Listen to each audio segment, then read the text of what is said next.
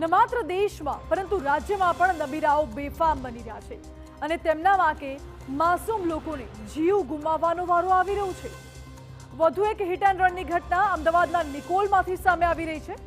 31 many રાત્રે નિકોલમાં એક બેફામ કાર ચાલકે ફૂટપાથ પાસે ઉભેલા એક પરિવારને જોરદાર ટક્કર મારી।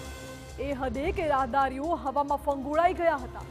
આ ભયાનક અકસ્માતના દ્રશ્યો સીસીટીવીમાં કેદ થઈ ગયા છે અને અકસ્માતમાં એક યુવક, મહિલા અને બાળકી ઇજાગ્રસ્ત થયા છે। આ દ્રશ્યો જુઓ। અકસ્માતની આ ઘટનામાં વધુ ખુલાસાઓ પણ સામે આવ્યા છે। પોલીસ તપાસમાં કાર ચાલક અર્જુન ઠાકોર નામના વ્યક્તિનું નામ સામે આવ્યું છે। જો કે દુર્ઘટનાના 2 દિવસ બાદ પણ આરોપી પોલીસ પકડથી દૂર છે।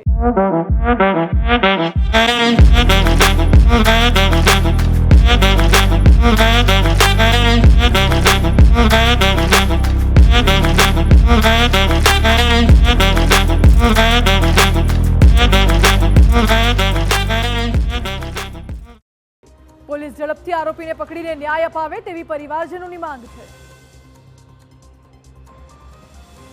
આરોપી ચાલકે GJ 27 FA 1165 નંબરની ગાડી છે, 4 વ્હીલર, અને તેઓને ઘરે તપાસ કરતા ઘરે મળી આવેલ નથી, ઘરે લોક મારેલ છે।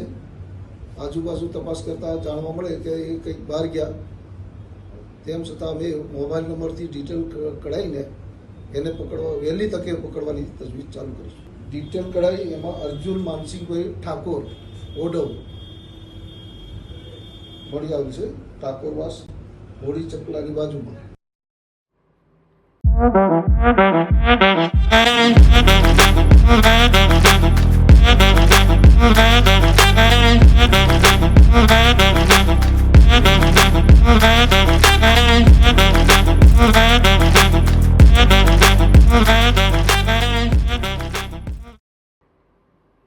નિકોલની ઘટનામાં સદનસીબે સારી વાત એ છે કે કોઈ જાનહાનિ નથી થઈ, પરંતુ અમદાવાદના મલાવ તળાવ પાસે થયેલા એક આવા જ ભયાનક અકસ્માતમાં એક 16 વર્ષીય સગીરાનું મોત થયું છે અને તેને પગલે પરિવારમાં દુઃખની લહેર ફરી વળી છે।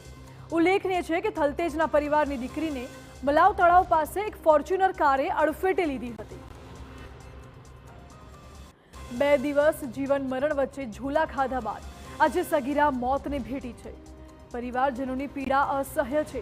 આ સમગ્ર ઘટનામાં કાર ચલાવનાર વ્યક્તિ પણ સગીર હોવાનો ખુલાસો થયો હતો, ત્યારે કિશોરીના પરિવારે પોલીસની ઢીલી કામગીરી સામે સવાલ ઉઠાવ્યા હતા।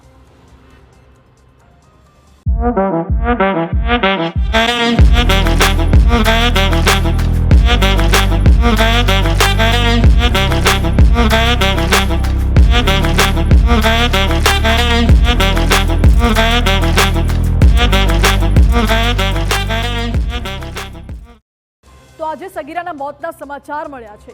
સગીરાના મોત બાદ ટ્રાફિક પોલીસે સગીર આરોપીના ભાઈ અને પિતા વિરુદ્ધ તેમજ કાર માલિક નિલેશ ભરવાડ વિરુદ્ધ પણ ગુનો નોંધીને વધુ કાર્યવાહી હાથ ધરી છે।